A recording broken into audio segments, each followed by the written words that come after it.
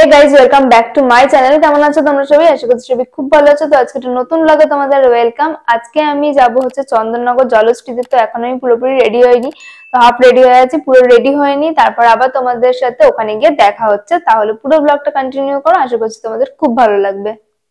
A few moments later.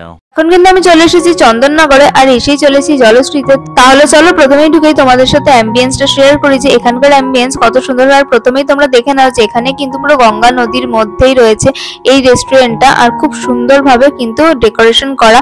বাইরেটাও দেখতে কিন্তু খুব সুন্দর লাগছে। ক্রিসমাস বলে কিন্তু আরো সুন্দর করে সাজিয়েছি, ক্রিসমাস ট্রি, সান্টা ক্লজ, তারপরে সান্টা ক্লজের সামনে অনেকগুলো গিফটের প্যাকেট রেখেছিল। আর যাই হোক, তো এবার চলো আস্তে আস্তে ভেতরে যাওয়া যাক। তার আগে তোমাদের আরো একটা জিনিস দেখিয়ে দিই, এখানকার কিচেনটা। এই যে জায়গাটা দেখছো, এখানেই কিন্তু রান্না বান্না করা হয়।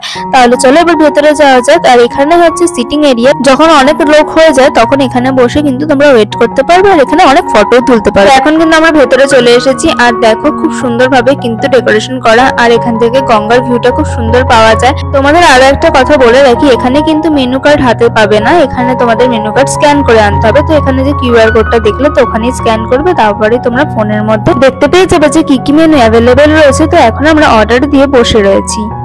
2000 years later. তো এখানে দেখো আমাদের কিন্তু অর্ডারও সার্ভ করে দিয়েছে। আমরা নিয়েছিলাম প্লেন কুলচা, যেটার প্রাইস ছিল 60 রুপিস, বাটার নান 80 রুপিস, আর দামকা মুর্গ, যেটার প্রাইস ছিল 345। একটা কথা বলে রাখি, এখানে কিন্তু জিএসটি আর সার্ভিং চার্জ দুটোই নেয়। খেয়ে বলি যে প্রত্যেকটা খাবার দাবারের কোয়ালিটি কেমন ছিল আর খেতে কেমন ছিল। তো প্রথমে আমি নিয়েছিলাম প্লেন কুলচার সাথে দামকা মুর্গ। দামকা মুর্গ কিন্তু এখানে ছিল 4 পিস, আর হ্যাঁ 4 পিসই কিন্তু অনেক বড় সাইজেরই ছিল। প্রত্যেকটা সাইজই কিন্তু যথেষ্ট পরিমাণেই বড় ছিল। তো যাই হোক, এবার আমি খেয়ে বলি যে কিরম লাগছে। তো প্লেন কুলচাটার ওপর থেকে কিন্তু তিল ছড়ানো ছিল, আর হ্যাঁ বাটারও ছিল। খুব ভালো লাগছিল খেতে। আমার কিন্তু প্লেন কুলচাটা খেতে সত্যি বলতে অসাধারণ লেগেছিল দামকা মুর্গের সাথে। সো আমি বলবো যে তোমরা যদি যাও একবার হলেও কিন্তু প্লেন কুলচার সাথে এই দামকা মুর্গটা ট্রাই করে দেখতে পারো, বা তোমরা চিকেনের অন্য কোনো আইটেমও ট্রাই করে দেখতে পারো। তোমাদের ক্লোজ ক্যামেরা করেও কিন্তু একবার আমি প্লেন কুলচাটা দেখিয়ে দিলাম। প্লেন কুলচার সাথে তো আমি চিকেনটা খেয়ে বললামই যে অসাধারণ লাগছিল খেতে। এবার আমি নেব হচ্ছে বাটার নান। বাটার নানের সাথে দেখবো চিকেনটা খেয়ে কতটা ভালো লাগছে। তো এখানে বাটার নান আমি নিয়ে নিয়েছি। তো এবার বাটার নানের সাথে চিকেনটা নেব অল্প করে। তো দেখি যে বাটার নানের সাথে চিকেনটা খেতে কিরকম লাগছে।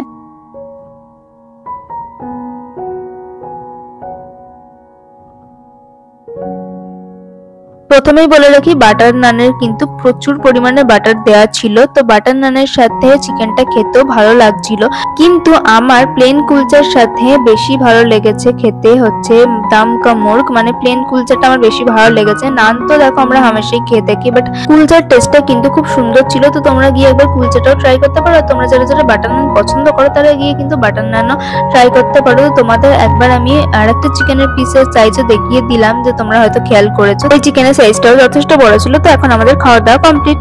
সকালবেলা জলশ্রীর ভিউটা কতটা সুন্দর লাগছে সেটা তো তোমাদের দেখালামই। এবার তাহলে চলো রাতের ভিউটাও তোমাদের দেখিয়ে দিই। রাত্রিবেলা কিন্তু লাইটিং জ্বালানোতে আরো বেশি সুন্দর লাগছিল। তার মধ্যে তো ক্রিসমাস উপলক্ষে সাজিয়েছে, তোমাদের আগেই বললাম।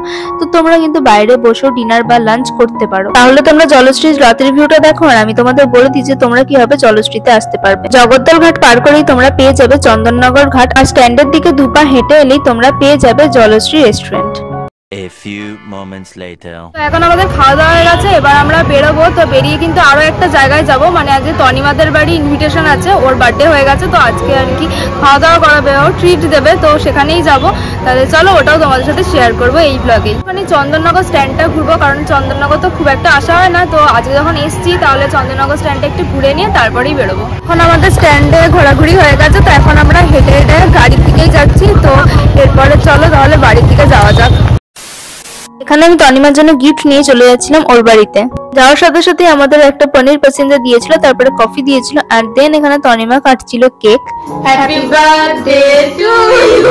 আচ্ছা, তনিমা কিন্তু আমাদের অনেক কিছুই খাইয়েছিল, বাট আমি সেগুলোর ক্লিপ তুলতেই ভুলে গেছি। আসলে আমার ফোনে একদম চার্জ ছিল না। তো যাই হোক, তো আমাদের কি কি হয়েছিল আমি তোমাদের এখনই বলে দিচ্ছি। সেটা হচ্ছে কড়াইশুটির কচুরি, চানা মশলা, চিকেন বিরিয়ানি, এক কারি, চাটনি ছিল, পাঁপড় ছিল, মিষ্টি ছিল। তো যাই হোক, এইসব আমরা বাড়ির দিকে চলে আসছিলাম। আর তার আগে তোমাদের তো আরো একজনকে দেখিয়ে দিই, এই যে আমাদের মাইলো।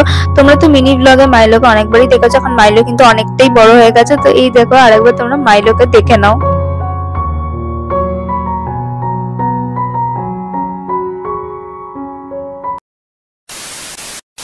তো আজকের ভিডিওটা কিন্তু আমি এখানেই এন্ড করব। তো তার আগে আর একটা কথা বলে রাখি যে জলশ্রীতে তো গেছিলাম, বাট জলশ্রী খাওয়া দাওয়ার একটু ওভার প্রাইসই লেগেছে আমার, কারণ হচ্ছে ওই গঙ্গার ওপরে যেহেতু রেস্টুরেন্টটা, তো সেই জন্যই হয়তো এতটা ওভার প্রাইস, খাওয়া দাওয়ার অনেকটাই প্রাইসটা বেশি লেগেছে। তো যাই হোক, তো কেমন লাগলো আজকের ব্লগটা অবশ্যই কমেন্ট করে জানিও। আজকে কিন্তু শুধু জলশ্রীতে গিয়ে বা চন্দননগরে গিয়ে খাওয়া দাওয়া না, তারপরে তনিমাদের বাড়ি গেলাম, তনিমার জন্য গিফট কিনতে গেলাম, তো সমস্তটাই তোমাদের সাথে অল্প অল্প করে শেয়ার করার চেষ্টা করেছি। তো যদি তোমাদের ভালো লেগে থাকে আজকের ভিডিওটা, তাহলে অবশ্যই লাইক করো, কমেন্ট করো, শেয়ার করো বন্ধুদের সাথে। আর প্লিজ যারা নতুন দেখছো তারা কিন্তু চ্যানেলটা সাবস্ক্রাইব করতে ভুলো না। এরপর দেখা হবে আরো একটা নতুন ব্লগে। ততক্ষণের জন্য টাটা, সবাই ভালো থেকো, সুস্থ থেকো।